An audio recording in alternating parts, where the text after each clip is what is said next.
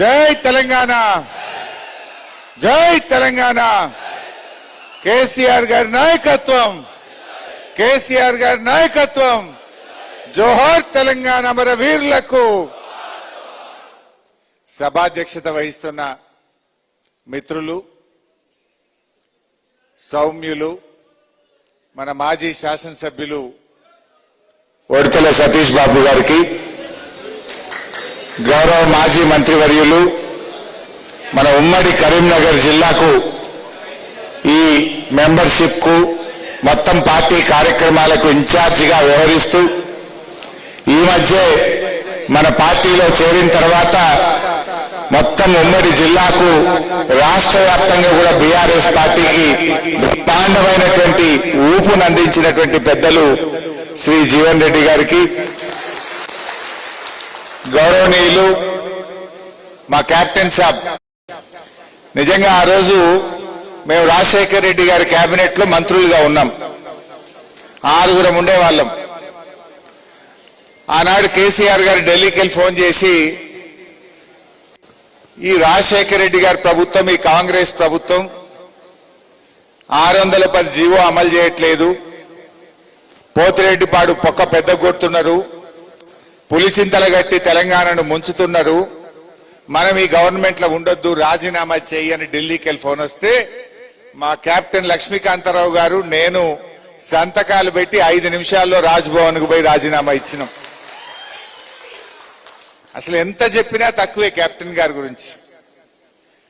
BRS party పుట్టినప్పుడు తొలినాళ్లలోనే కేసీఆర్ గారి నాయకత్వంలో తెలంగాణ వస్తుందని నమ్మి మొదటి రోజుల్లోనే బీఆర్ఎస్ పార్టీలో చేరి ఆనాడు బీఆర్ఎస్ పార్టీకి ఊపునిచ్చిన వ్యక్తుల్లో ఒకరు కెప్టెన్ లక్ష్మీకాంతారావు గారు.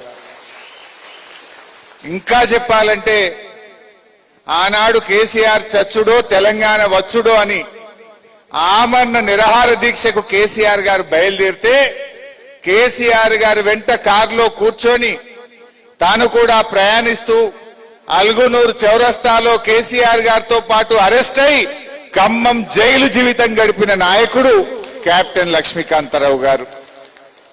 ఇంత వయసులో కూడా మనమైతే ఆ వయసు వస్తే వెళ్తామో వెళ్ళమో ఇంట్లోకి వెళ్ళి లే, మా కార్యకర్తల మీటింగ్ అవుతుంది, అందరినీ పలకరించాలి, అందరినీ చూడాలని మనందరి మీద ఎంతో ప్రేమతో ఈ కార్యక్రమానికి వచ్చినటువంటి పెద్దలు గౌరవనీయులు శ్రీ కెప్టెన్ లక్ష్మీకాంతారావు గారికి, మా లచ్చన్న ఇవాళ మైక్ తీసుకోలే, మా అన్న మాట్లాడేది ఉండే, అసలు గౌరవనీయులు నాకు ఆటంకం అయిద్దనా, మా టైం సరిపోదు, కార్యకర్తలకు ఇబ్బంది కావద్దని, మాజీ శాసన మండలి సభ్యులు, మరి ఉద్యమకారులు, మిత్రులు శ్రీ నారదాస్ లక్ష్మణరావు గారు, మన జిల్లా పార్టీ అధ్యక్షులు గౌరవనీయులు జీవి రామకిషన్రావు గారు, గౌరవనీయులు పన్యాల భూపతి రెడ్డి గారు, గౌరవనీయులు డాక్టర్ సుధీర్ బాబు గారు, గౌరవనీయులు మా రవీందర్ రావు గారు, గౌరవనీయులు తమ్ముడు ఎర్రోళ్ళ శ్రీనివాస్ గారు, మరి చాలా మంది ఉన్నారు. అన్ని పేర్లు చదవాలన్నా ఏమైనా మిస్ అయితే అలుగుతారా భయం. గౌరవ మాజీ మున్సిపల్ చైర్మన్ చంద్రయ్య గారు, మన మాజీ జెడ్పీ వైస్ చైర్మన్ రాజిరెడ్డి గారు, గౌరవ మాజీ మార్కెట్ కమిటీ చైర్మన్లు తిరుపతి రెడ్డి గారు, సాయన్న గారు, అశోక్ బాబు గారు, అదేవిధంగా సోదరుడు బీలు నాయక్, అశోక్ గారు, మంగా గారు, కీర్తి, లక్ష్మణ్, శ్రీకాంత్, ఆవుల మహేందర్, దేవేందర్, స్వప్న, రవి, అదేవిధంగా మహేందర్ గారు, మరి మా టౌన్ ప్రెసిడెంట్ తమ్ముడు అన్వర్ గారికి, రవి, సంపత్, గౌరవ కౌన్సిలర్లు రవి, సంపత్, సుప్రజ, శ్రీనివాస్, మరి అదేవిధంగా ప్రభాకర్ రెడ్డి గారు, వెంకట్రామరెడ్డి గారు, మానస గారు, మరి శ్రీనివాస్ రెడ్డి గారు, అంజన్న గారు, రమణారెడ్డి గారు, ప్రభాకర్ రెడ్డి గారు, బీర్ల వెంకటరెడ్డి గారు, రాజయ్య గారు, అనితా రమేష్ గారు, అదేవిధంగా రవి, సంపత్, స్వప్న, మహేందర్, సురేందర్, ఇంకా వేదిక మీద ఉన్న పెద్దలు ఎవ్వరేమనుకోకండి, మండల పార్టీ అధ్యక్షులు, కౌన్సిలర్లు, మాజీ కౌన్సిలర్లు, పార్టీ సీనియర్ నాయకులు, ఉద్యమకారులు, గౌరవ సర్పంచులు, మాజీ ఎంపీటీసీలు, ముఖ్యంగా ఉద్యమంలో తొలినాళ్ల నుంచి పాల్గొన్న మా అక్కా చెల్లెళ్ళు, సోదర సోదరీమణులు, మీడియా మిత్రులు, జర్నలిస్టులు అందరికీ పేరు పేరున నమస్కారం. కేసీఆర్ గారికి హుజురాబాద్ అంటే చాలా నమ్మకం, మా హుస్నాబాద్ అంటే చాలా నమ్మకం. క్షమించాలి. ఎందుకు ఈ మాట అంటున్నా అంటే, ఎప్పుడు ఎన్నికల ప్రచారం ప్రారంభించినా రాష్ట్ర వ్యాప్తంగా ప్రారంభమయ్యే ఎన్నికల ప్రచారం హుస్నాబాద్ నుంచే ఎన్నికల శంఖారావం పూరించారు. ఎందుకు అంటే కేసీఆర్ గారికి ఇది ఒక లక్ష్మీ నియోజకవర్గం. ఇక్కడి నుంచి ప్రారంభమైతే మంచి విజయం వస్తుందనేటువంటి ఒక నమ్మకం హుస్నాబాద్ కార్యకర్తల మీద, హుస్నాబాద్ ప్రజల మీద కేసీఆర్ గారికి ఉన్నటువంటి నమ్మకం.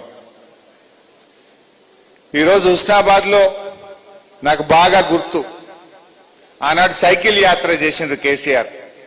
సిద్దిపేట నుంచి వరంగల్ జైత్ర యాత్రకు సైకిల్ యాత్ర చేస్తే హుస్నాబాద్ లో పెద్ద ఎత్తున ఇలా ఘనమైనటువంటి స్వాగతం చెప్పి వేలాది మంది కేసీఆర్ గారి వెంట నడిచిన రోజులు నాకు గుర్తొస్తా ఉన్నాయి. ఉద్యమ తొలినాళ్లలో ఇక్కడ అన్ని మండలాలు గెలిచినాం. ఎంపీపీలు, జెడ్పీటీసీలు గెలిచి పార్టీకి మొదటి రోజుల్లోనే బ్రహ్మరథం పట్టినటువంటి నియోజకవర్గం మన హుస్నాబాద్, హుజురాబాద్. ఈ ప్రాంతం అంతా కూడా అద్భుతమైన విజయాలు, నాడు కెప్టెన్ లక్ష్మీకాంతారావు గారి సారథ్యంలో అద్భుత విజయాలను కూడా మనం చవి చూసినాం. అదే స్ఫూర్తితో, అదే ఉద్యమ స్ఫూర్తితో మనం పనిచేస్తూ వచ్చినాం. నిజంగా మీరు గుర్తు తెచ్చుకోండి, మనం అప్పటి కాంగ్రెస్ గవర్నమెంట్ లో హుస్నాబాద్ రెవెన్యూ డివిజన్ కావాలని పోరాడినాం, నిరాహార దీక్షలు చేసినాం, ధర్నాలు చేసినాం. కానీ పట్టించుకున్నారా? బీఆర్ఎస్ గవర్నమెంట్ రాగానే హుస్నాబాద్ ను రెవెన్యూ డివిజన్ గా మార్చింది.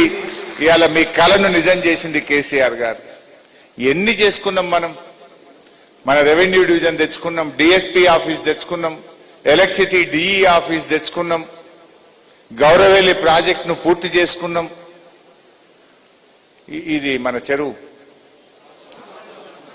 గండి మహాసముద్రం స్వయంగా కేసీఆర్ గారి వచ్చి అద్భుతంగా గండి మహాసముద్రాన్ని తీర్చిదిద్దుకున్నాం.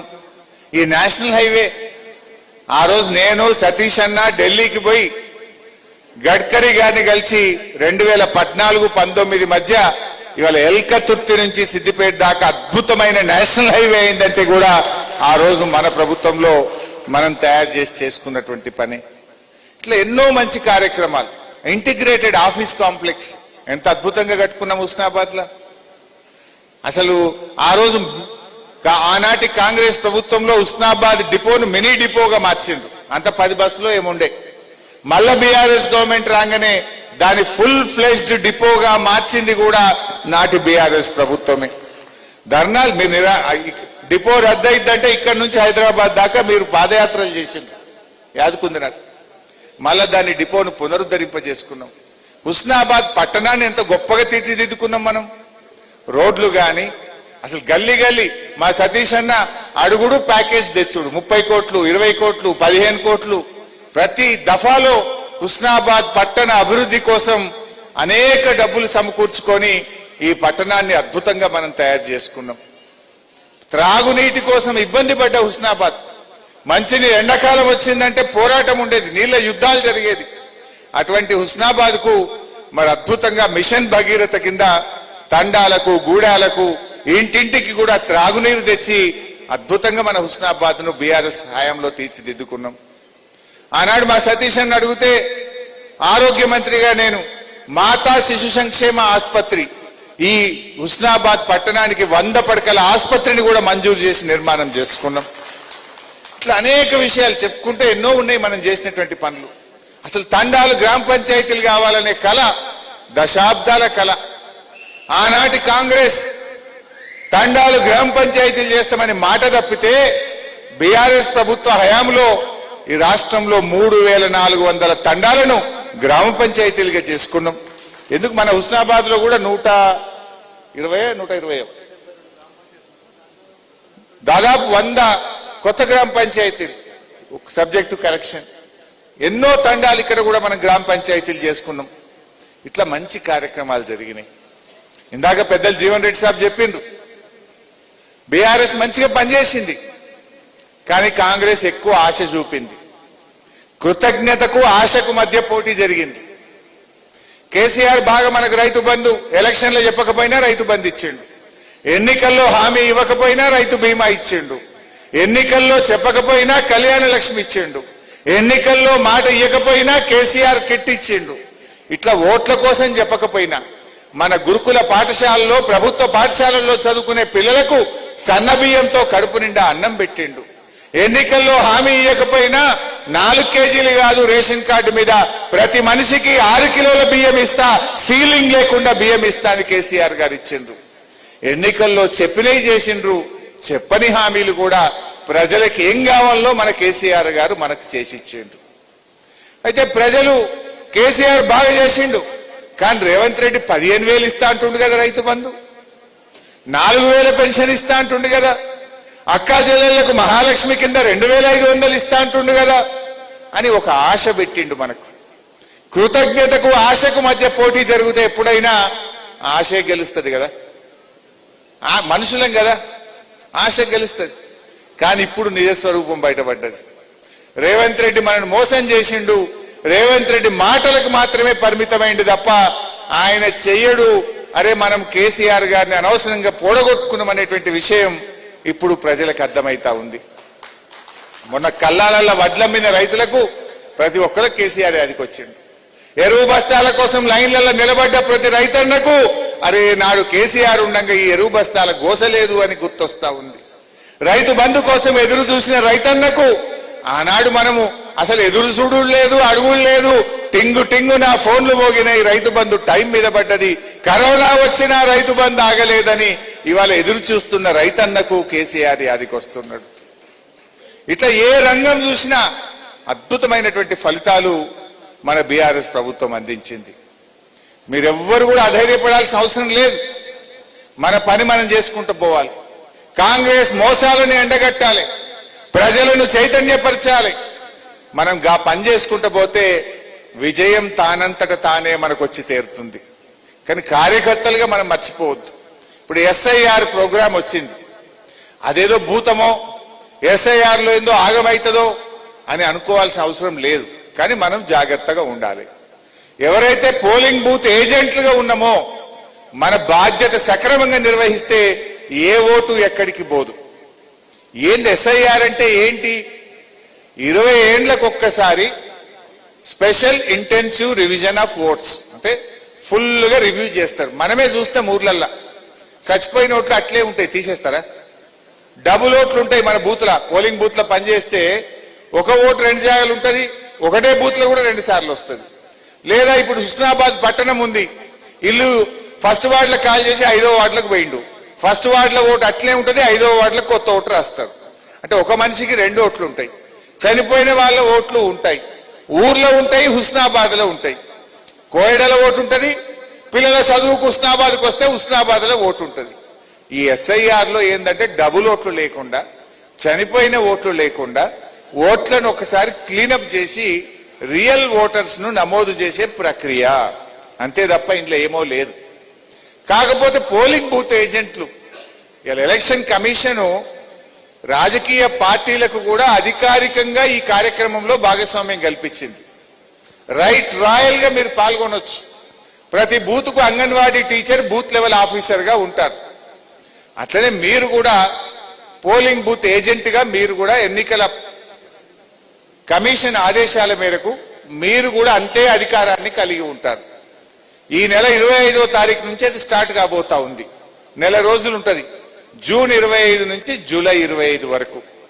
పోలింగ్ బూత్ ఏజెంట్లుగా మీరు ఎవరైతే బాధ్యతలు తీసుకున్నారో ఈ నెల రోజుల పాటు మీ పోలింగ్ బూత్ ఆఫీసర్తో పాటు ఇంటింటికి వెళ్ళాలి. మీ అంగన్వాడీ టీచర్తో మీరు మాట్లాడండి. ఎవరన్నా సహకరించలేదనుకోండి, ఈ పోలింగ్ బూత్ ఆఫీసర్ మీద, ఈ అంగన్వాడీ టీచర్ మీద ఎంఆర్ఓ గారు అసిస్టెంట్ రిటర్నింగ్ ఆఫీసర్ గా ఆయనకు బాధ్యత ఉంటుంది. వాళ్ళు కూడా సహకరించకపోతే మీరు ఆర్డీఓ దగ్గరికి వెళ్ళి ఇగో మా పోలింగ్ బూత్ ఆఫీసర్ మాకు సహకరించడం లేదని ఫిర్యాదు చేయొచ్చు. అవసరమైతే వాళ్ళని తొలగించి ఇంకొకరిని పెట్టే అధికారం, హక్కు కూడా పోలింగ్ బూత్ ఏజెంట్ గా, రాజకీయ పార్టీగా మనకు ఉంటుంది. అయితే మీరు ఏం చేయాలి? 2 అప్లికేషన్ ఫామ్లు ఇస్తారు, ఓటర్ నమోదు ఫామ్. ఆల్రెడీ ఇప్పటికే ఫ్యామిలీ గ్రూపింగ్ అని చేసినారు. ఇంట్లో ఒక ఓటు గుర్తిస్తే 2002లో ఒకరి ఓటు ఉంటే ఆ కుటుంబ సభ్యులందరినీ కలిపి ఫ్యామిలీ గ్రూపింగ్ అనేది జరిగింది, వాళ్ళు చేసినారు. ఇప్పుడు ప్రతి ఓటర్కు 2 అప్లికేషన్ ఫామ్ ఇస్తారు. ఆల్రెడీ ఫ్యామిలీ గ్రూపింగ్ అయి ఉంటే ఆ ఫామ్ నింపి ఇచ్చేసేయాలి. చదువుకోని వాళ్ళు ఉంటారు, ఫామ్ నింపరాదు, మీరు నింపచ్చు. పోలింగ్ బూత్ ఏజెంట్ గా ఆ ఫామ్ నింపి నెల రోజుల్లోగా తిరిగి వారికి అంగన్వాడీ టీచర్కి ఇవ్వాలి. మీరు కాకపోయినా అంగన్వాడీ టీచర్ కూడా నింపించే బాధ్యత కూడా వాళ్ళకు ఉంటుంది. సో ఆ రకంగా అప్లికేషన్ ఫామ్స్ 2 ఇస్తే, ఒకటి రిసీవ్డ్ కాపీ మనం ఇచ్చినట్టుగా సంతకం తీసుకొని మన దగ్గర పెట్టుకుంటాం, ఒకటి ఆ అంగన్వాడీ టీచర్ గారికి ఇస్తాం. ఇది మన కార్యకర్తలు బాగా చేయించాలి. ఎవరన్నా పోలింగ్ బూత్ ఏజెంట్ గా బాధ్యత తీసుకున్నారు, మీకు జ్వరం వచ్చిందో ఇంకేదన్నా ఆపద పడితే పార్టీకి చెప్పండి, మీ జాగాలో ఇంకొకరిని పెడతారు. అంతేగాని జిమ్మెదారు తీసుకొని పని చేయకపోతే తల్లి లాంటి పార్టీకి ద్రోహం చేసినట్టు అవుతుంది. దయచేసి ఎవరు ఆ పని చెయ్యొద్దు. మీరు ఏం చేయాలి మరి? ఈ నెల రోజులు టైం ఉంది. ఎన్నుంటాయి? ఒక బూతులో 700-800 ఓట్లు ఉంటాయి, ఎక్కువ 1000 ఓట్లు ఉంటాయి. 1000 ఓట్లు అంటే 200-300 ఇండ్లు, రోజు 10 ఇండ్లు వేసుకున్నా అయిపోయాయి. గట్టిగా చేస్తే ఒకటే నాటి 20 ఇండ్లు కూడా చేయొచ్చు. మనకి ఎందుకు ఇది ముఖ్యమంటే, మన పార్టీ అభిమానులు, మన కేసీఆర్ అభిమానులు, ఉద్యమకారులు, మన పార్టీ కార్యకర్తల కుటుంబ సభ్యుల ఓట్లు మిస్ కాకుండా చూసుకోవాలి. తర్వాత రేపు జెడ్పీటీసీ ఎన్నికలో, ఎంపీపీ ఎన్నికలో, ఎంపీటీసీ ఎన్నికలో వస్తాయి అనుకో, అది మన కార్యకర్త ఇల్లే. కానీ మనం ఈ SIR లో వాళ్ళ ఓట్లు నమోదు చేయించకపోతే, రేపు అదృష్టం బాలేక 3 ఓట్లతో ఓడిపోయినాం అనుకో, అయ్యో ఇది ఒక 5 ఓట్లు రాపిస్తే గెలిచిపోదు కదా అని వెనకసరి బాధపడతామా పడమా? అరే అప్పుడు పొరపాటు అయిపోయి ఈ ఇల్లు ఎందుకో మిస్ చేసుకుంటుమి, అది ఎప్పుడు దెబ్బ తగిలినాకే అదికి వస్తుంది. మరి అట్లా చేసుకుందామా? అందుకే నేను మీతో అనేది ఏంటంటే, ఈ ప్రోగ్రాంను జాగ్రత్తగా SIR ను మన పార్టీ అభిమానులు, కార్యకర్తలు, సింపథైజర్స్, BRS కుటుంబ సభ్యులు అందరి ఓట్లను గ్రామంలో మిస్ కాకుండా ఈ SIR ప్రక్రియలో పోలింగ్ బూత్ ఏజెంట్లు అందరూ కూడా పాల్గొని ఈ కార్యక్రమాన్ని మీరు చక్కగా విజయవంతం చేయాలని చెప్పి నేను కోరుతా ఉన్నా. BRS పార్టీ అద్భుతంగా ఉంది. ఏ రాజకీయ పార్టీకి మనంత బలం లేదు, బలగం లేదు.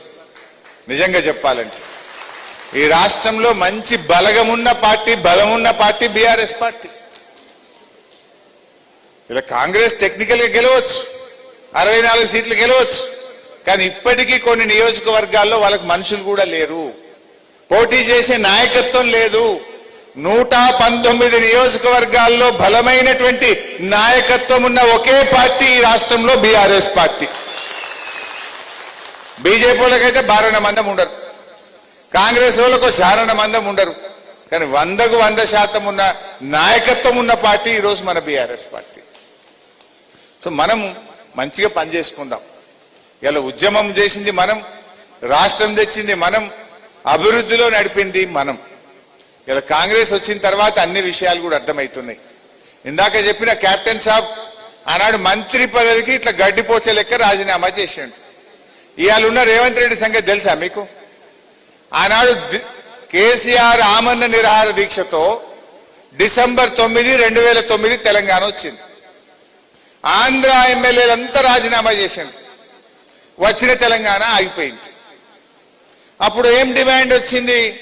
అరే వాళ్ళు రాజీనామా చేసి వచ్చిన తెలంగాణ నోటికాడ బుక్కని జారగొట్టిండ్రు, తెలంగాణ బిడ్డలు కూడా రాజీనామా చేయాలి, తెలంగాణ ఎమ్మెల్యేలు కూడా రాజీనామా పెట్టాలన్నారు. అప్పుడు మనం BRS వాళ్ళం ఫస్ట్ ఉన్నాం, పోయినాం, రాజీనామా పెట్టినాం, స్పీకర్కి ఇచ్చినాం. రేవంత్ రెడ్డి కూడా ఎమ్మెల్యేనే, చేయవా రాజీనామా అంటే జిరాక్స్ కాగితం ఇచ్చి వచ్చాడు, ఒరిజినల్ దగ్గర పెట్టుకున్నాడు, జిరాక్స్ ఇచ్చాడు. అంటే ఎన్నడూ జై తెలంగాణ అననోడు, తెలంగాణ కోసం త్యాగం చేయని వ్యక్తి ఇలా రాష్ట్రానికి ముఖ్యమంత్రి అయింది. కానీ అదే మన కెప్టెన్ సాబ్ ఎమ్మెల్యే పదవిని, మంత్రి పదవిని గడ్డి పోచల్ లెక్క తెలంగాణ కోసం, ఈ రాష్ట్రం కోసం త్యజించినటువంటి నాయకత్వం ఇవాళ BRS పార్టీలో ఉన్నది. అది మనం గుర్తు చేసుకోవాలి. త్యాగాల పునాదుల మీద మనం తెలంగాణ తెచ్చిన పార్టీ కదా. మీ అన్ని మోసాలు, వెన్నుపోట్లు, కానీ త్యాగాలు BRS వంతు, మోసాలు రేవంత్ రెడ్డి వంతు అయిపోయింది. కానీ ప్రజలు ఇప్పుడు నిజమేందో అబద్ధమేందో తెలుసుకున్నారు. అందుకే నేను మీతో కోరేది మంచిగా పనిచేద్దాం. ఇలా హుస్నాబాద్ సతీష్ అనే చెప్పిండ్రు, ఎల్లవేళలా నేను మీకు అందుబాటులో ఉంటాను. సతీష్ అనే ఉంటాడు. అదేవిధంగా నేను కూడా ఎప్పుడు ఆపద సంపత్కైనా ఏ రకమైన ఇబ్బందులు వచ్చినా తప్పకుండా మేము అందుబాటులో ఉంటాం. అయితే ఇవాళ కాంగ్రెస్ పార్టీ అన్ని విషయాలు మీకు తెలిసి ఒకటి రెండు కొత్త విషయాలు చెప్తాను. మొన్న అసెంబ్లీలో మేము ఒక క్వశ్చన్ అడిగినాం. మన దగ్గర ఎస్టీలు ఎక్కువ ఉంటారు. బీఆర్ఎస్ ఉన్నప్పుడు ఎస్టీ కార్పొరేషన్ ద్వారా డబ్బులు ఇచ్చినాం. చీఫ్ మినిస్టర్ ప్రోగ్రాం కింద కూడా ఎస్టీలకు, యువకులకు నిరుద్యోగ కల్పన కోసం, ఉపాధి కోసం పెద్ద ఎత్తున డబ్బులు ఇచ్చినాం. పారిశ్రామికవేత్తలుగా తయారు చేసినాం. మరి కాంగ్రెస్ వచ్చి ఇప్పుడు 30 నెలలు అయింది. మొన్న మేము అసెంబ్లీలో డబ్బులు అడిగినాం. కాంగ్రెస్ వచ్చిన ఈ 30 నెలల్లో ఈ రాష్ట్రంలో ఎస్టీల కోసం ఎస్టీ కార్పొరేషన్ ద్వారా ఎన్ని డబ్బులు పెట్టిండ్రు, ఎన్ని ఖర్చు పెట్టిండ్రు, ఎంతమంది ఎస్టీ యువకులకు మీరు సాయం చేసినారో చెప్పండి అని నేను అసెంబ్లీలో అడిగిన. అడిగితే సమాధానం వచ్చింది. 2730 కోట్లు పెట్టామని గొప్పగా చెప్పిండు. 2730 కోట్లు పెట్టామన్నాడు. మరి ఎంత ఖర్చు పెట్టామయ్యా అన్న దిక్కులు చూస్తుంది. ఎంత ఖర్చు పెట్టామని గట్టిగా అడిగితే చెప్పింది ఎంత అంటే, ఉమక్క వచ్చిందట, దయచేసి వేదికపైకి రావాల్సిందిగా కోరుతుంది. అయితే ఎంత ఖర్చు పెట్టామయ్యా అంటే 52 కోట్లు ఖర్చు పెట్టామన్నారు. దేనికి పెట్టింది 52? ఎస్టీ కార్పొరేషన్ లో ఉండే ఉద్యోగుల జీతాలకు, వాళ్ళ కరెంటు బిల్లుకు, ఏసీల బిల్లుకు, కార్లలో పెట్రోల్ డీజిల్ కు పెట్టిండ్రు. మరి ఎవరికైనా ఒక్క ఎస్టీ కన్నా కాంగ్రెస్ వచ్చినాక మేలు జరిగిందా? ఒక్క ఎస్టీ కన్నా ఉపాధి దొరికిందా అంటే ఈ రాష్ట్రంలో 30 నెలల కాంగ్రెస్ పాలనలో ఒక్క గిరిజన యువకులకు ₹1 కూడా సాయం జరగలే. అంటే ఎస్టీల ఓట్లు కావాలి, ఎస్టీలను వాడుకున్నారు తప్ప చేసిందేం లేదు. నాడు కేసీఆర్ గారు 10% రిజర్వేషన్ ఇచ్చిండు. కేసీఆర్ గారు తండాలను గ్రామ పంచాయతీలు చేసిండ్రు. కేసీఆర్ గారు పోడు భూములకు పట్టాలు ఇచ్చి వాళ్లకు రైతు బంధు కూడా ఇచ్చి ఎస్టీలను హక్కున చేర్చుకున్నది కేసీఆర్ గారు. మరి కాంగ్రెస్ వస్తే 1 ఎకరాకు పట్టా ఇచ్చిండ్రా? ఎస్టీ కార్పొరేషన్ ద్వారా ఒక్కరికన్నా లోన్ ఇచ్చిండ్రా? ఎస్టీలకు మీరు చేసిందేమన్నా ఉన్నదా అని నేను అడుగుతా ఉన్నా. ఆనాడు లంబాడీలకు సత్యవతి రాథోడ్ గారు మంత్రిగా రాష్ట్ర కేబినెట్ లో ఉండే కాంగ్రెస్ గవర్నమెంట్ లో కనీసం లంబాడీలకు కేబినెట్ లో కూడా ఇవాళ అవకాశం లేకుండా పోయింది. అంటే ఇవాళ మనల్ని వాడుకున్నారు. కానీ ఎస్టీలకు ఈ ప్రభుత్వం వచ్చిన 30 నెలల్లో ఒక్క చిన్న పని కూడా కానటువంటి విషయాన్ని నేను ఈరోజు మీ దృష్టికి తెస్తా ఉన్నా. అదేవిధంగా ఎస్సీ కార్పొరేషన్ దాని మీద కూడా అసెంబ్లీలో మాట్లాడినాం. ఎస్సీ కార్పొరేషన్ కు కేసీఆర్ గారు ఒక చట్టమే తెచ్చిండ్రు. ఎస్సీ/ఎస్డిఎఫ్ అంటే నిధులు ల్యాప్స్ కావు, ఆ డబ్బులు ఖచ్చితంగా ఎస్సీలకే ఖర్చు పెట్టాలి. ఒకవేళ ఆ సంవత్సరంలో ఖర్చు పెట్టకపోతే వచ్చే సంవత్సరానికి క్యారీ ఫార్వర్డ్ అయితే తప్ప ల్యాప్స్ కావని దేశములోనే ఎస్సీ/ఎస్డిఎఫ్ విషయంలో చట్టం తెచ్చిన తొలి రాష్ట్రం మన తెలంగాణ రాష్ట్రం, మన కేసీఆర్ గారు ప్రభుత్వం. మనం చూసి ఒక 10-12 రాష్ట్రాలు మన అసెంబ్లీ బిల్లు తీసుకుపోయి, అప్పుడు నేనే ఆ అసెంబ్లీ లెజిస్లేటివ్ అఫైర్స్ మినిస్టర్ గా ఉండేవాడిని. అనేక రాష్ట్రాల వాళ్ళు వచ్చి జర మీ బిల్లు కాపీ ఇయ్యరా, మేము కూడా చట్టం చేస్తాం మా రాష్ట్రంలో అంటే, మన బిల్లు తీసుకుపోయి అనేక రాష్ట్రాల్లో చట్టం చేసిందంటే మనం అంత గొప్ప చట్టం ఆ రోజు మనం చేయడం జరిగింది. పోనీ మరి ఆ ఎస్సీలకు ఏమైనా చేసిందా కాంగ్రెస్?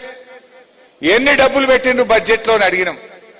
5403 కోట్లు పెట్టిండ్రు. మరి ఎంతమంది ఎస్సీలకు సాయం జరిగింది? ఎస్సీలకు ఏమన్నా ఎస్సీ కార్పొరేషన్ ద్వారా లోన్ ఇచ్చిండ్రా అంటే 30 నెలల్లో ఈ రాష్ట్రంలో ఒక్క ఎస్సీకి కూడా ఎస్సీ కార్పొరేషన్ ద్వారా లోన్ రాలే, ఒక్క కుటుంబానికి కూడా మేలు జరగలే. బడ్జెట్లో పెట్టుడు, బల్లలు కొట్టుడు, డబ్బులు ఎగబెట్టుడు. నా ఎస్సీలకు ఒకరికి మేలు జరగలే, నా ఎస్టీలకు కూడా ఒక్కరికి కూడా మేలు జరగలే. పోనీ పాపం బీసీల కన్నా చేసిందా? బీసీల కన్నా మేలు జరిగిందా? బీసీ కార్పొరేషన్ కి ఎన్ని నిధులు పెట్టిండ్రు, ఎంత ఖర్చు పెట్టిండ్రు అని అడిగినాం. 1370 కోట్లు బీసీ కార్పొరేషన్ కి పెట్టినామని చెప్పిండ్రు. పోనీ మరి ఆ 1370 కోట్లలో ఏ బీసీల కన్నా డబ్బులు విడుదలైనాయా? ఏ బీసీల కన్నా మేలు జరిగిందా అంటే ఒక్క రూపాయి వచ్చింది లేదు. బీసీ కార్పొరేషన్ ద్వారా ఒక్క కుటుంబానికి మేలు జరిగింది లేదు.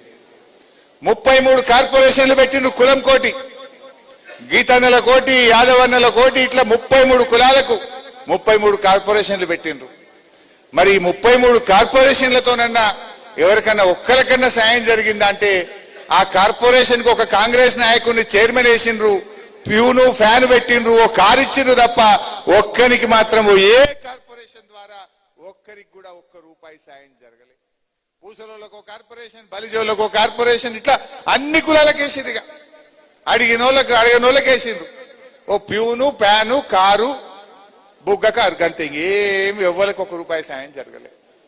అంటే బీసీలకు మోసం, ఎస్సీలకు మోసం, ఎస్టీలకు మోసం. కేసీఆర్ గారు ఉండగా ఈ దేశంలో యాదవ ముఖ్యమంత్రి ఉన్న రాష్ట్రాల్లో కూడా చేయని పనిని ఈ రాష్ట్రంలో ఉండే ప్రతి యాదవ కుటుంబానికి ఉచిత గొర్రె పిల్లల పంపిణీ కార్యక్రమం చేపట్టిండు. ఆనాడు కాంగ్రెస్ వాళ్ళు ఏమన్నారు? ఏ కేసీఆర్ గొర్రె పిల్లలు ఇచ్చిండు, మేము ఇక బ్యాంకులనే పైసలు ఇస్తాం 2 లక్షలు అన్నారు. మీ బుద్ధున్న కాడ కొనుక్కోండి అన్నారు. కాంగ్రెస్ గవర్నమెంట్ వచ్చిన 100 రోజుల్లో గొర్రె పిల్లల పంపిణీ చేస్తాం యాదవ్ అన్నలకు అన్నారు. వచ్చినా ఎక్కడన్నా పిల్లలు? ఎవరికన్నా పైసలు పడ్డాయి ఆ బ్యాంకులో?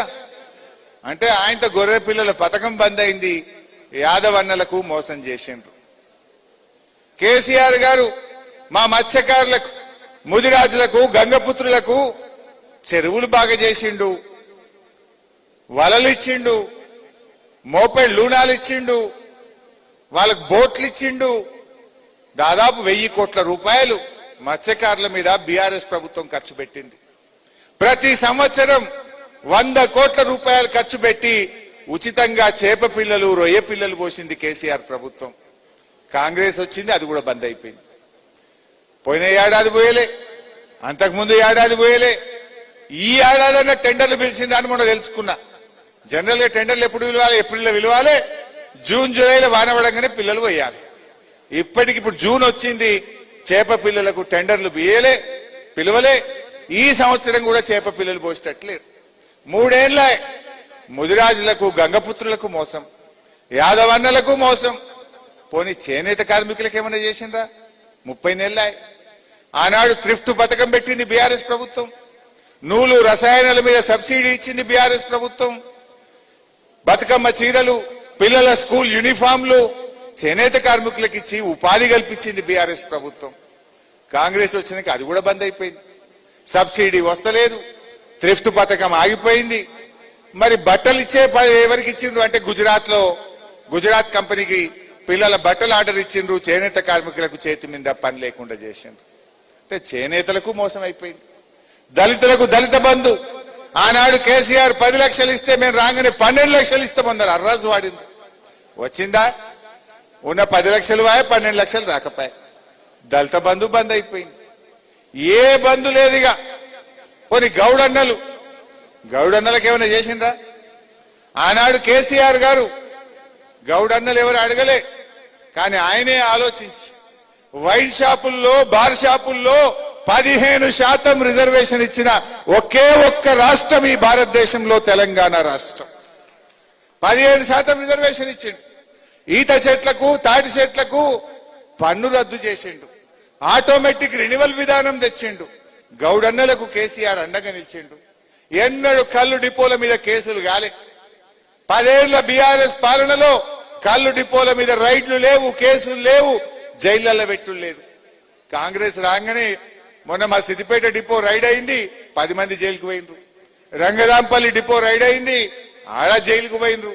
రాష్ట్ర వ్యాప్తంగా వేల మంది గౌడన్నలను చెంచల్గూడ జైల్లో, జిల్లా జైళ్లలో పెట్టిండ్రు. ఇగో ఇదయ్యా కాంగ్రెస్ చేసింది. గౌడన్నలకు చేసిందేమి లేదు, జైళ్లలో పెట్టింది. ఏం చెప్పింది ఆ రోజు? ఏ కేసీఆర్ బార్ షాపులలో, వైన్ షాపులలో 15% ఇచ్చిండు, మేము రాగానే 25% ఇస్తామన్నారు. ఇచ్చినారే? మొన్న పెట్టింది కదా టెండర్, వచ్చినా ఎక్కడైనా? అది మోసమే. గౌడన్నకు మోసం, నేతన్నకు మోసం, యాదవన్నకు మోసం, మా మత్స్యకారులకు మోసం. మీరు మోసం చేయండి ఎవరిని. బీసీలకు మోసం, ఎస్సీలకు మోసం, ఎస్టీలకు మోసం. అడుగడుగున మోసం దగా తప్ప కాంగ్రెస్ ఏమైనా చేసిందా? నేనేమి సొంత కవిత్వం చెప్తలేను. అసెంబ్లీలో అడిగి ప్రభుత్వం నుంచి సమాధానం రాబట్టి అసెంబ్లీలో గవర్నమెంట్ చెప్పిన మాటే అధికారికంగా ఈరోజు మీ ముందు చెప్తా ఉన్నా. మీరు చర్చ పెట్టాలి. గౌడన్నలు కలిసినా, నేతన్నలు కలిసినా, మత్స్యకారులు కలిసినా, మా ముదిరాజులు కలిసినా, మా ఎస్సీలు కలిసినా, మా గిరిజనులు కలిసినా 30 నెలల్లో కాంగ్రెస్ ఎట్లా మోసం చేసిందో వివరించాల్సిన బాధ్యత కార్యకర్తలుగా మన మీద ఉంది. దావత్ కోతబడ కూర్చుంటాం, 10 మంది వస్తారు, చర్చ పెడితే అయిపోయి. మాట్లాడాలన్నా వద్దా? మనం ఈ డ్యూటీ ఎవరు చేయాలి?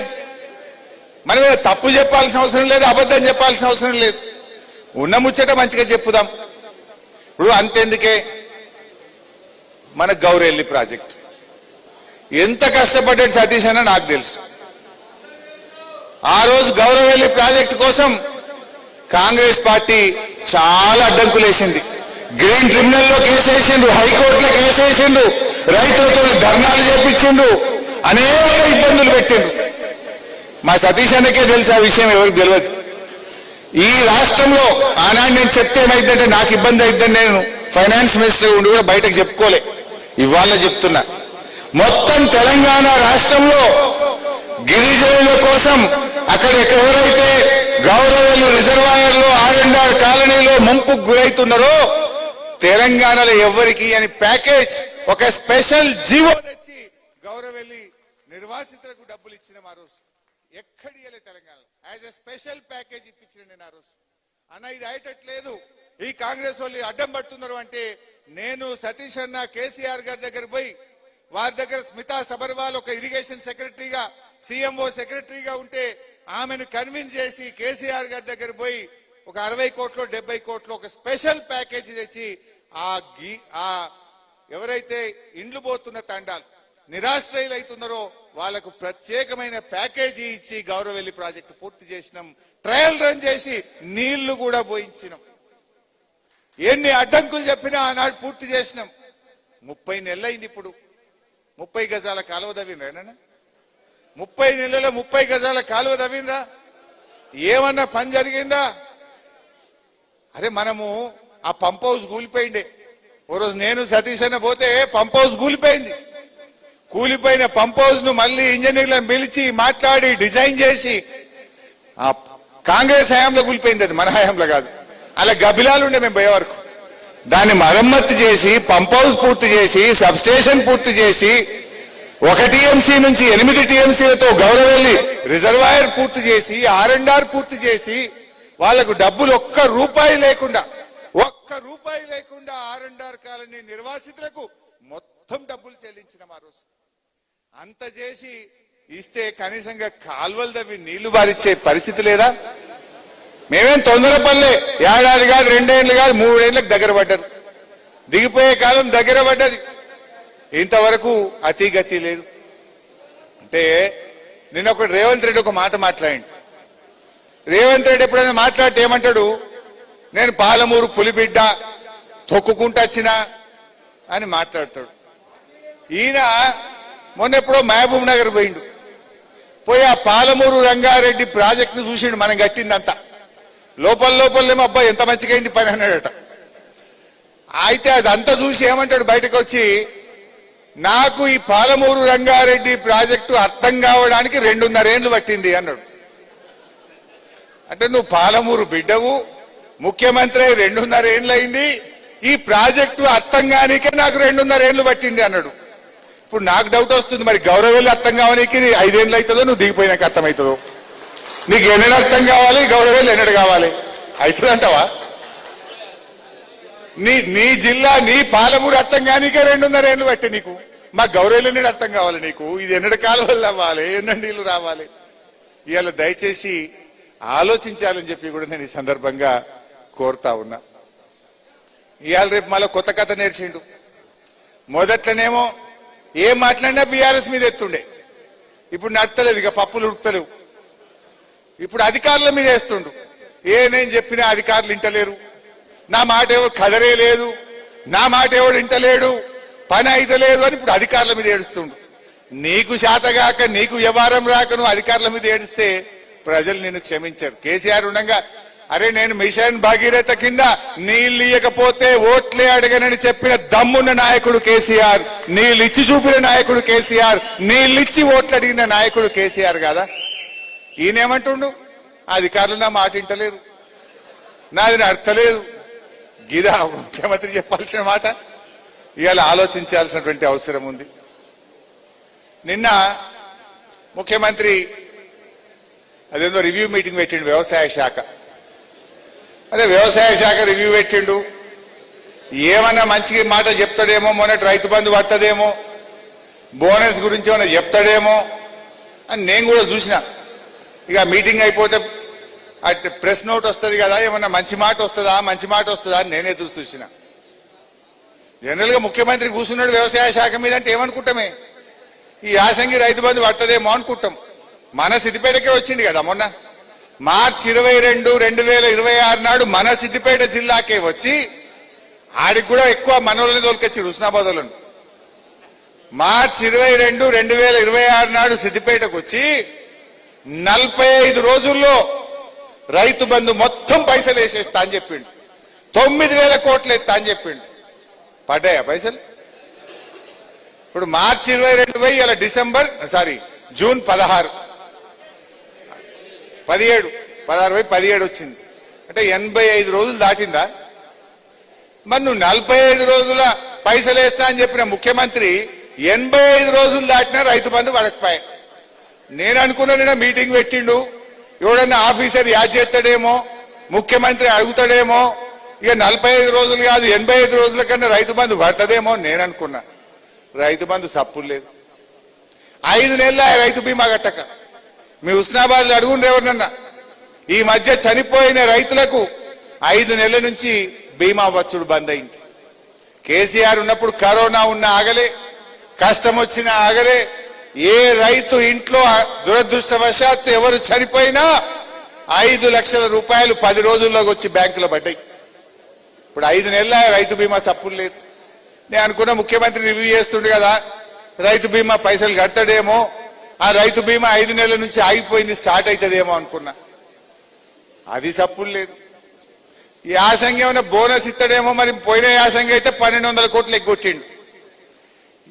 వీళ్ళే చెప్పింది కదా, ఎలక్షన్ల ముందేమో అన్ని పంటలకు బోనస్, ఎలక్షన్లు అయినాక వడ్లకే బోనస్, జర్ర ఏడాది ముందుకు గెలగానే లేలే సన్నాలకే బోనస్. నేను అనుకున్నా ఆ బోనస్ అని ఇస్తాడేమో ముఖ్యమంత్రి యాసంగి అని నేను అనుకున్నా. బోనస్ బోగస్ అయిపోయింది, దాని గురించి సప్పులు లేదు. నిన్న ఏం చెప్పిండు మరి, పోయిన వానకాలంలో 33 రకాల సన్నాలకు బోనస్ ఇచ్చినాము, ఇప్పుడు 7 రకాల సన్నాలకే బోనస్ ఇస్తాం, మిగతాలకు ఎగబెడతా అని చెప్పిండు. రేవంత్ రెడ్డి మీటింగ్ పెట్టేది కోత పెట్టిండు, బోనస్ లో కోత పెట్టిండు. పోయినసారి 33 రకాల సన్నాలకు బోనస్ ఉండే, ఈ తాప 7 రకాల సన్నాలకే బోనస్, మిగతా వాళ్ళకి ఎగబెడతా అని చెప్పిండు. ఇవాళ ముఖ్యమంత్రి ఎట్లుండంటే రైతు బంధు గురించి మాట్లాడాడు, రైతు బీమా గురించి మాట్లాడాడు, బోనస్ పోయిన యాసంగి గురించి మాట్లాడాడు, ఈ యాసంగి గురించి మాట్లాడాడు. చేసిందేమి లేదు కానీ పేపర్లో ఫుల్ పేజ్ యాడ్. మొన్న యాడ్ వచ్చింది, చూసిరో లేదో, ఏ పేపర్ చూసినా వాళ్ళదే బొమ్మలు. ఏంటంటే మేము 75 లక్షల మెట్రిక్ టన్నుల వడ్లు కొన్నాం. ఆ సంగతి మీకు తెలియదా, నాకు తెలియదా? ఎంత తరుగు పెట్టిండ్రీడా? సిద్దిపేటలో అయితే 3 కిలోలు 4 కిలోలు క్వింటల్ మీద 5 కిలోల తరుగు పెట్టిరు. అంటే తరుగు పెట్టుడు, 2 నెలలు గోసబుచ్చుడు, దానికి ఫుల్ పేజ్ యాడ్. నేను మీ కార్యకర్తలకు చెప్తా ఉన్నా, 2020-21 సంవత్సరం నాటి బీఆర్ఎస్ ప్రభుత్వం అధికారంలో ఉన్నప్పుడు 92 లక్షల మెట్రిక్ టన్నుల వడ్లు యాసంగిలో కొన్నాం. 21-22లో అప్పటి యాసంగిలో అప్పటి బీఆర్ఎస్ ప్రభుత్వం 92 లక్షల మెట్రిక్ టన్నుల వడ్లు కొన్నాం, కానీ మనం పేపర్లో యాడ్ చేసుకోలే, మనం ప్రచారం చేసుకోలే, కొన్నది కూడా మనం చెప్పుకోలే. వీడు కొన్నది 75 లక్షలు, దానికి పేపర్లు యాడు. అంటే 92లో 75 తీసేస్తే ఎంత? 17 లక్షల మెట్రిక్ టన్నులు తక్కువ. మనకంటే 17 లక్షలు తక్కువ కొని ఇక లొల్లు ఎక్కువ ఉన్నది. మనం ఏమో చేసింది చెప్పుకోలే, వాడు చెయ్యని చెప్పుకుంటుండు. మరి ఇది మనం చెప్పొద్దా కార్యకర్తలుగా? మన మీద లేదా ఈ బాధ్యత? దయచేసి కార్యకర్తలు ఈ విషయాన్ని చెప్పాలి. చెప్పుడు ఎట్లుంటుందంటే రేవంత్ రెడ్డి ఏ వడ్లు మీరు మిషన్ మోడ్లో కొనురా అంటాడు. పేపర్లో వార్త వస్తుంది, టీవీలో ముఖ్యమంత్రి ఆదేశం మిషన్ మోడ్లో వడ్లు కొనండి. కొన్నారా మిషన్ మోడ్లా? రేవంత్ రెడ్డికి తెలిసింది ఒక్కటే, మిషన్ మోడ్ కాదు, అంతా కమిషన్ మోడ్. కమిషన్లు మాత్రమే తెలుసు ఆయనకు. గీ ముచ్చట నేను మొన్న మాట్లాడినా, కమిషన్ ముచ్చట మాట్లాడితే ఇవాళ ఇబ్రాహీంపట్నం పోయింది. నేను అన్నిట్ల హ్యామ్ రోడ్లలో 22% ఎక్సెస్ పడ్డదని, గురుకుల పిల్లల కోడిగుడ్లలో కూడా కమిషన్ కొడుతుండ్రని, ఇట్లా ఒకటి ఈ మధ్య నేను బయట పెట్టుకుంటూ పోతే ఇవాళ రేవంత్ రెడ్డి ఆడికెడుకో ఇబ్రాహీంపట్నంలో స్కూల్ ఇనాగ్రేషన్ పోయిండట. నేను ఇక్కడ కూర్చున్నాక అలా వస్తుంది, సోషల్ మీడియాలో వస్తుంది. ఏమంటుండు రేవంత్ రెడ్డి? ఇవాళ నన్ను ఇష్టం ఉన్నట్టు తిట్టిండాడు. ఇప్పుడు జనరల్ గా రాజకీయాలు మాట్లాడితే ఒక పొలిటికల్ పార్టీ కార్యకర్తలు ఉంటే మాట్లాడతాం, ప్రెస్ మీట్లు ఉంటే మాట్లాడతాం. ఈయన పోయింది దేనికి? స్కూల్ పిల్లల ప్రోగ్రాం. చిన్నపిల్లలు ఉన్నారు, స్కూల్ పిల్లలు ఉన్నారు. స్కూల్ పిల్లల దగ్గర పోతే ఏం చెప్పాలి మనం? అరే మంచిగా చదువుకోండి, డాక్టర్లు కానిరి, ఇంజనీర్లు కానిరి, ఫోన్లు వాడకుండ్రి, శ్రద్ధగా వినుండ్రి, స్కూల్ డుమ్మగొట్టకుండ్రి అని మంచి మాటలు చెప్పాలి కదా పిల్లలకు. ఆ పిల్లల ముంగట పోయి అడ్డగోలుగా మాట్లాడొచ్చిండి. ఇవాళ ఏమంటాడు? హరీష్ రావు తాటి సెట్ లెక్క పెరిగిండు అట, నేనేదో ఈత సెట్ లెక్క పెరిగిందట. ఇంకా పిల్లలకు నేను తాటి సెట్ లెక్క పెరిగితే ఏం అవసరము, నేను ఈత సెట్ లెక్క పెరిగితే ఏం అవసరము? అసలు నువ్వు ముఖ్యమంత్రిగా నా ఎత్తుతో నీకేం పని? ముఖ్యమంత్రి మాట్లాడాల్సిన మాటనా? నేను అడ్డగోలు మాట్లాడుతున్నా అంటాడు. అయ్యా రేవంత్ రెడ్డి, నేను నిన్ను కూడా తిట్టగలుగుతా, నీకంటే గట్టిగా తిట్టగలుగుతా, కానీ నాకు విజ్ఞత ఉన్నది, సంస్కారం ఉన్నది. నేను తిట్టను. కానీ నువ్వు తిట్టినంత మాత్రాన్ని నేను విడిచిపెట్టను. నువ్వు నన్ను తిట్టినావని నేను విడిచిపెడతానా? అసలే విడిచిపెట్టా. ఇప్పుడు రేవంత్ రెడ్డి నేను తాటి సెట్ లెక్క పెరిగినా ఎట్లా పెరిగినా అనేది అవసరం లేదు. ఇప్పుడు కావాల్సిందేంది? నువ్వు 45 రోజుల్లో వేస్తానన్న రైతు బంధు ఎప్పుడు ఇస్తావు? గది అడుగుతున్నా, దానికి సమాధానం చెప్పు నా రైతుల పక్షాన. రైతు బీమా ఆగిపోయింది, గా రైతు బీమా చేస్తావా చెయ్యవా? గాముచ్చట కావాలి. కానీ నేను తాటి చెట్లకి పెరుగుతాయి, నీకు రైతులకేం అవసరం, నాకేం అవసరం, నీకేం అవసరం? అరే పంటలకు పోయిన యాసంగి బోనస్ ఎగ్గొట్టినావు, ఈ యాసంగి బోనస్ ఎగ్గొట్టినావు, గది ఇస్తావా ఇయ్యవా చెప్పు తప్ప నా ఎత్తుతో నీకేం పని? అరే పిల్లగాళ్ళకు ఇవాళ ఫీజు రియంబర్స్మెంట్ ఇస్తలేవు. 30 లక్షల మంది ఎస్సీ ఎస్టీ బీసీ పిల్లల చదువులాగమైనవి, గది ఇస్తావా ఇయ్యవా? నేను నిన్ను అడుగుతూనే ఉంటా. నువ్వు నన్ను తిట్టినా, నా ఎత్తు గురించి అడిగినా, నా పొడుగు గురించి మాట్లాడినా, బిడ్డ ఫీజు రియంబర్స్మెంట్ ఎప్పుడు ఇస్తావో నేను నిలదీస్తూనే ఉంటా. మా నిరుద్యోగ యువకులకు మొదటి ఏడాది 2 లక్షల ఉద్యోగాలు ఇస్తా అన్నావు, గది ఇచ్చేదాకా నిన్ను గల్లబట్టి అడుగుతూనే ఉంటా, నేను ఇడిచిపెట్టా. గీముచ్చట మాట్లాడు, రైతు బంధు గురించి మాట్లాడవు, రైతు బీమా గురించి మాట్లాడవు, 24 గంటల కరెంటు గురించి మాట్లాడవు, ఫీజు రియంబర్స్మెంట్ గురించి మాట్లాడవు, పిల్లల ఉద్యోగాల గురించి మాట్లాడవు. మా గౌడన్నలు 700 మంది చచ్చిపోతే వాళ్ళకు వచ్చే ఎక్స్గ్రేషియా ఇయ్యాలటికి రాలేదు. గౌడన్నల గురించి మాట్లాడవు, బీసీల గురించి మాట్లాడవు, ఎస్సీల గురించి మాట్లాడవు, ఎస్టీల గురించి మాట్లాడవు. నా ఎత్తు గురించి నీకేం అవసరం? దేవుడిచ్చిండు, నేను ఇట్లా పుట్టినా. దీన్ని పట్టుకొని మాట్లాడి తప్పించుకుంటా అనుకుంటున్నావా? నువ్వు నన్ను ఎంత తిట్టినా, నన్ను ఎంత గిల్లినా, నేను నీ స్కాములు బయట పెడుతూనే ఉంటా. నీ హామీలు అమలయ్యేదాకా నిన్ను ప్రశ్నిస్తూనే ఉంటా. నిన్ను ఇడిచిపెట్టేది లేదు రేవంత్ రెడ్డి. ఇడిచిపెడదామా? అడుగుతూనే ఉండాలి మనం బీఆర్ఎస్ కార్యకర్తలు. నేను రేవంత్ రెడ్డిని ఇంకోటి అడిగినా, ఈ మధ్య మనం ఏమైనా అడిగితే ఏమంటే పైసలు లేవా అంటాడు. అంటుండా? ఏదైనా అడిగానే నన్ను కోసుక తిన్నా పైసలు లేవు అంటాడు. మరి లేవా నిజంగానే పైసలు? ఉన్నాయి. నీకు మనసులో ఎక్కడ కమిషన్ వస్తే కాడ పైసలు పెడుతుండు. పిల్లలకు ఫీజు రియంబర్స్మెంట్ ఇస్తే కమిషన్ రాదు కదా, రైతులకు రైతు బంధు వేస్తే కమిషన్ రాదు కదా, రైతు బీమా వేస్తే కమిషన్ రాదు కదా, పంటలకు బోనస్ ఇస్తే కమిషన్ రాదు కదా, మా ఎస్సీ ఎస్టీ బీసీలకు కార్పొరేషన్లలో లోన్లు ఇస్తే నీకు కమిషన్ రాదు కదా. అందుకోసం ఆడలేవు అంటుండు. కాంట్రాక్టర్లకు మాత్రం బిల్లులు ఇస్తుండ్రు. బడా బడా కాంట్రాక్టర్లకు 15%, 20% కమిషన్ తీసుకొని బిల్లులు ఇస్తున్నారు. దాని గురించి మాట్లాడాడు. సింగరేణి స్కామ్ మీద అడిగితే మాట్లాడాడు. వాటి గురించి మాత్రం నోరిప్పుతలేడు. నేను మొన్న ఒక మాట అన్నా, అయ్యా రేవంత్ రెడ్డి, అప్పుడు కేసీఆర్ గారు ప్రగతి భవన్ కట్టిండ్రు, మీకు తెలుసు. ఎంత ప్రచారం చేసిరే. అలా మొత్తం బంగారం తలుపులే ఉన్నాయట, 50 బెడ్రూమ్లే ఉన్నాయట, బుల్లెట్ ప్రూఫ్ అద్దాలే ఉన్నాయట. ఇప్పుడు అందులో ఎవరు ఉంటున్నారు? బాటి విక్రమార్కనే ఉంటుండే, మరి చూపించచ్చు కదా, అవన్నీ అందరికి చూపించద్దా? ఆ రోజేమో 60-70 కోట్లు పెట్టి రాష్ట్ర ముఖ్యమంత్రికి క్యాంపు కార్యాలయం కేసీఆర్ కట్టిండు. కానీ ఆ రోజేమో మన అడ్డగోలు తిట్టిండు రేవంత్ రెడ్డి. ఇవాళ ఆయన బోధి పెవిలియన్ పేరు మాత్రం అందంగా ఉన్నది. ఆల్రెడీ కేసీఆర్ అద్భుతమైన సెక్రటరియట్ కట్టిండు, క్యాంపు కార్యాలయం ఉండనే ఉన్నది. ఈ రెండు ఉండగా మనం పోలీస్ కమాండ్ కంట్రోల్ రూమ్ అని ఒకటి కట్టినాం. మన రాష్ట్రంలో పోలీస్ వ్యవస్థ బాగుండాలని మన తెలంగాణ భవన్ పక్కనే ఉంటది. అందులో పోయిండి ఒక క్యాంప్ ఆఫీస్ ఓపెన్ చేసిండు, ఇంటి పక్కన ఉంటది. సెక్రటరియట్ బోర్డు ఆ ఏమైనా పోలీస్ కమాండ్ కంట్రోల్ రూమ్ లో పోయి కూర్చుంటూ పెట్టిండు. ఆల్రెడీ ఎంసీహెచ్ఆర్డీలో ముఖ్యమంత్రికి ఒక ఆఫీస్ ఉన్నది, అది ఆయనకు వాస్తు నచ్చలేదట. ఏం చేసిండు ఇప్పుడు ఎంసీహెచ్ఆర్డీలో అంటే 100 కోట్ల రూపాయలతోని మళ్ళీ ఒక క్యాంప్ ఆఫీస్ కట్టిండు. ఇప్పుడు 100 కోట్లు. ఇక దానికి అప్పుడేమన్నాడు ముఖ్యమంత్రి కాగానే, ఇనుప కంచెలు బద్దలు కొట్టినా నేను ఇక్కడి నుంచి పోయే వరకే ఇనుప కంచెలు వీక్తాయి అన్నాడా? ఇప్పుడు ఆయన కట్టిన బోధి పెవిలియన్ కు 17 కోట్ల రూపాయలతో ఇనుప కంచెలు వేసిండు. 17 కోట్లతో ఇనుప కంచెలు వేసిండు. అప్పుడేమో ఇనుప కంచెలు వీకేసినా బద్దలు కొట్టినా పీక్ పడగొట్టినా అన్నాడు. ఇప్పుడు బోధి పెవిలియన్ 100 కోట్లతో కట్టిండు, దానికి 17 కోట్లతో ఇనుప కంచెలు వేసిండు. ఏమనాలి మరి? నీ ఇనుప కంచెలకు పైసలు ఉంటాయి, బోధి పెవిలియన్ కు పైసలు ఉంటాయి. ఆడ ఫ్యూచర్ సిటీ అన్నాడు. మొన్న పోయి ఇనాగ్రేషన్ చేసిండు, ఆడొక సీఎం క్యాంప్ ఆఫీస్ కట్టిండు, ఫ్యూచర్ సిటీలో 100 కోట్లు పెట్టిండు, దానికి పైసలు ఉంటాయి. అందాల పోటీలకు 100 కోట్లు ఖర్చు పెట్టిండు, అందాల పోటీలకు పైసలు ఉంటాయి. ఫుట్బాల్ షోకులు తీర్చుకోవడానికి 100 కోట్లు పెట్టిండు. ఈయన మన్మడు ఆడినికి ఎవలాడిని మనం చూడలే, ఎవలాడిను ఈయన మన్మడు. ఇంకా కొంతమంది మంత్రుల పిల్లలు, ఇంకా కొంతమంది ఆ ఢిల్లీకి వెళ్ళి రాహుల్ గాంధీ దోస్తుల పిల్లలు వచ్చి ఆడిరు. నేను ఈ విషయం అడిగితే ఇప్పుడు ఏమంటుండు, నేను ఎస్సీ ఎస్టీల పిల్లలతో ఆడినా అంటుండు. నీ మన్మడు ఎస్సీయా?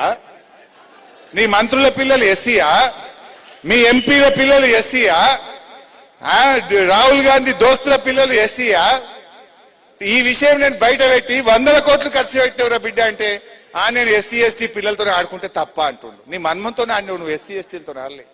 నీ మనమని షోకులో నీ షోకులు తీర్చడానికి 100 కోట్ల రూపాయల ప్రజాధనాన్ని వృధా చేసినావు.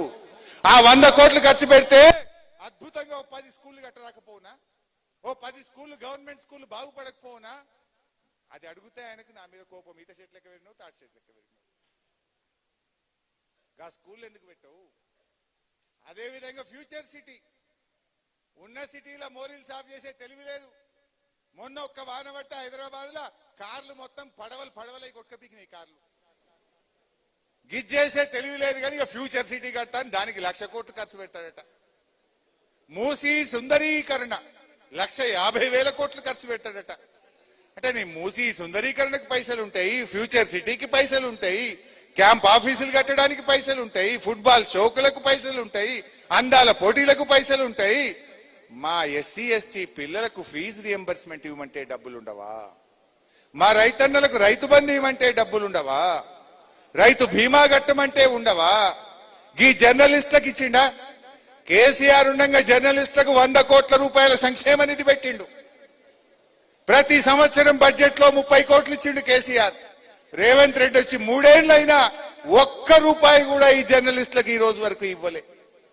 ఎందుకంటే ఆడ కమిషన్ రాదు. జర్నలిస్టులకు ఇస్తే కమిషన్ వస్తుందా? రాదు, ఇయ్యడు.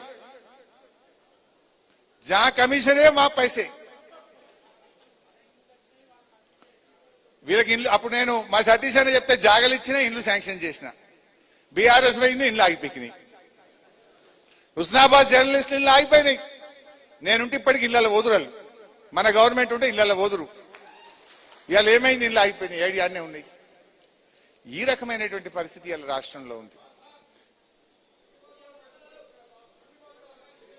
యూరియా బస్తాలు ఎన్ని చెప్పాలని కష్టం లేదు ఉన్నదా? యూరియా బస్తాలకు చెప్పులు లైన్లో పెట్టుడే,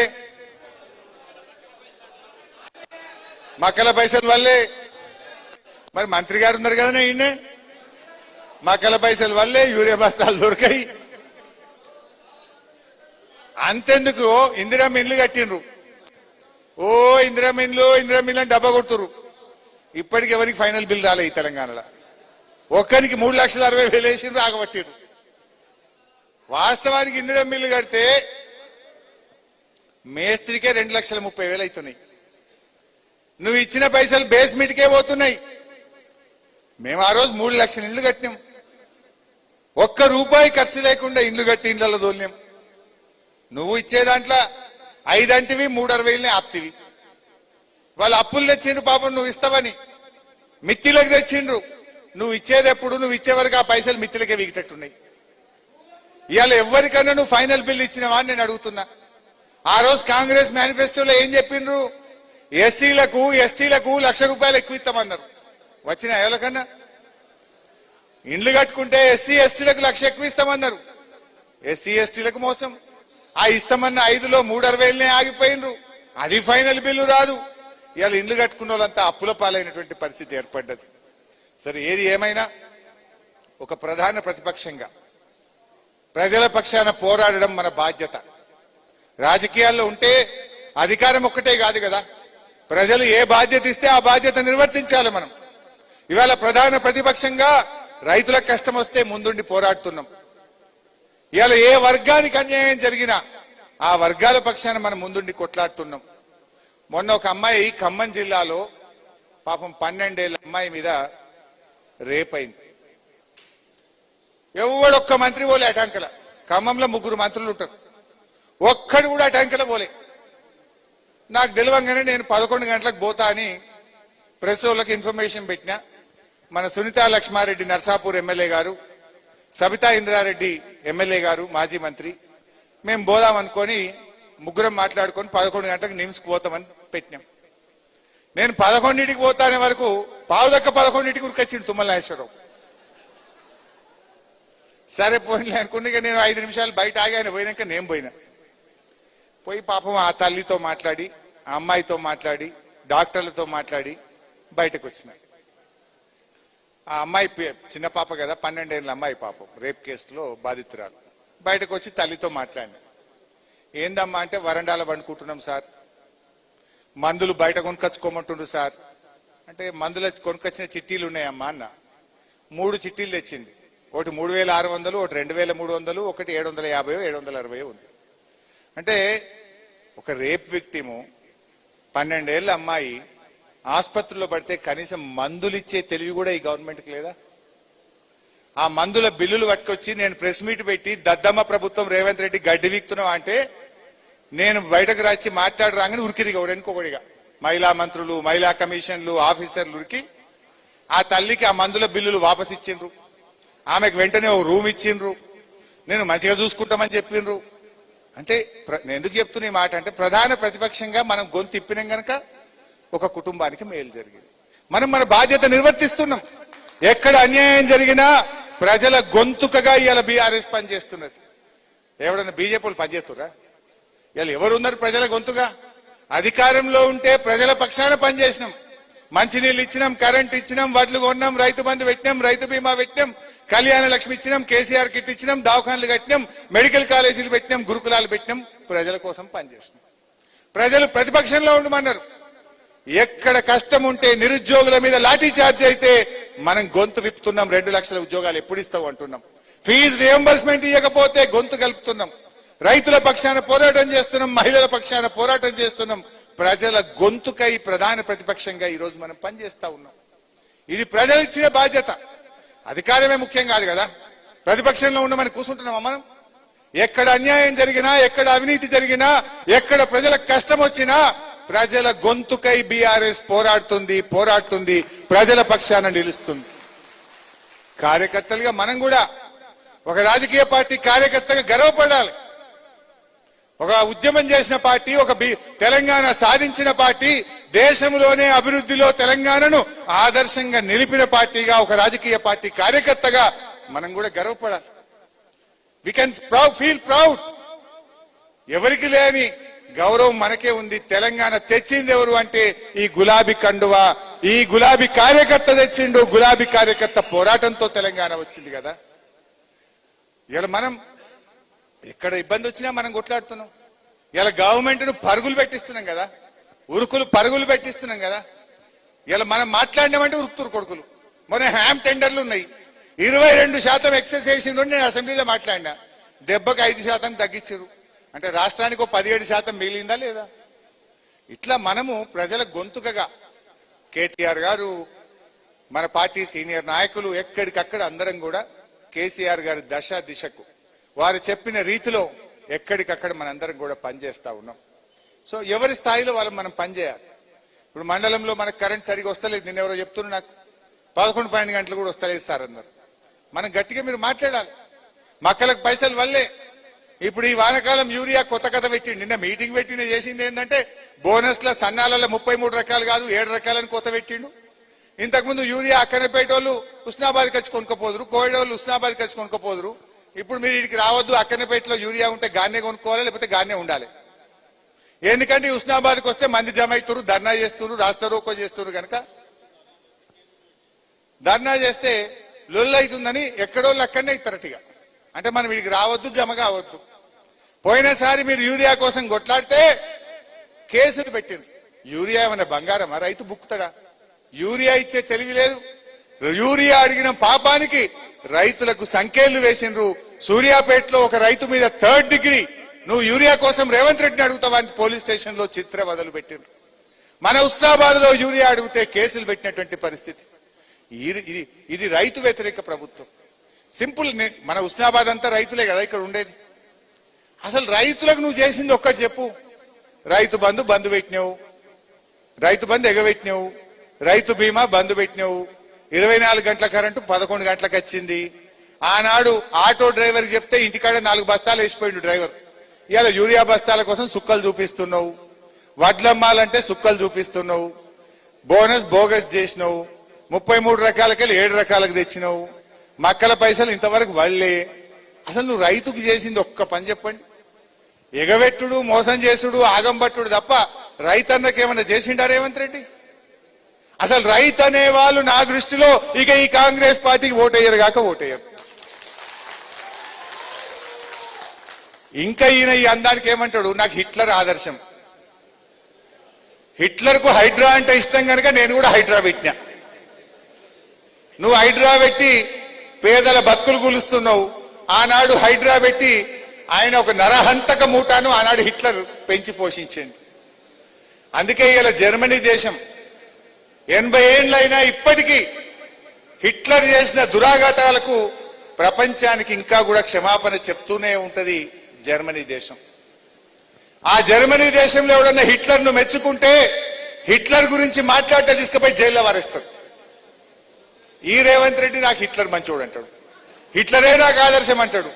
బిడ్డ నీకు కూడా హిట్లర్కి పట్టిన గతే పడుతుంది.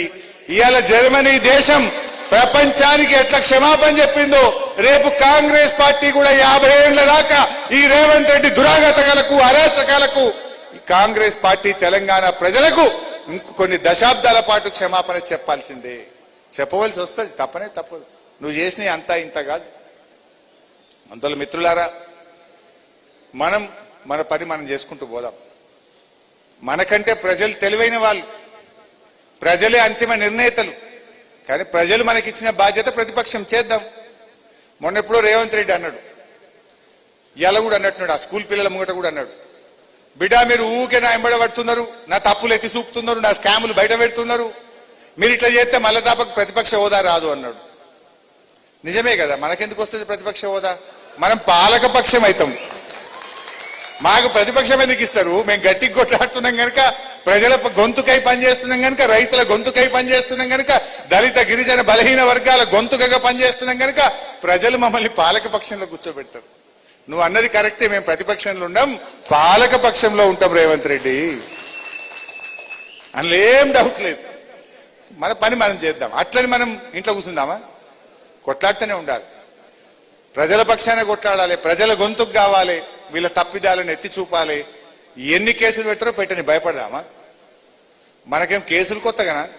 ఇలా చారణ మంది జైళ్ళలో వేయించిన వాళ్ళే ఉన్నారు, కేసులు అయిన వాళ్ళే ఉన్నారు. తెలంగాణ ఉద్యమంలో కేసులు కాలే, ఇలా ఇలా చాలా మంది మీద, మా అక్క చెల్లెల మీద కూడా కేసులు ఉన్నాయి, వీళ్ళు కూడా వేరు జైలుకు. మన కేసులు కొత్త కాదు, పోరాటాలు అంతకంటే కొత్త కాదు.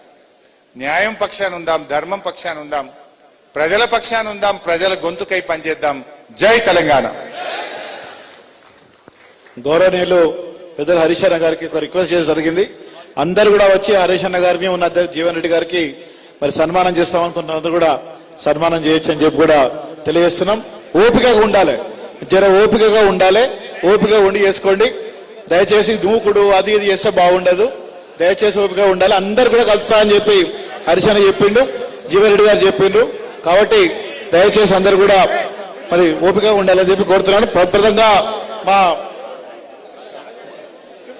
తిరుపతి పోయి మా యువకుడు యువ నాయకుడు పరశురామ్ గారు పోయొచ్చిండ్రు, ప్రసాదం అందజేస్తా అని చెప్పారు. చేసినందుకు వెంకటేశ్వర స్వామి ప్రసాదం అందజేసినందుకు వారికి మా హృదయపూర్వక ధన్యవాదాలు తెలియజేస్తున్నాడు.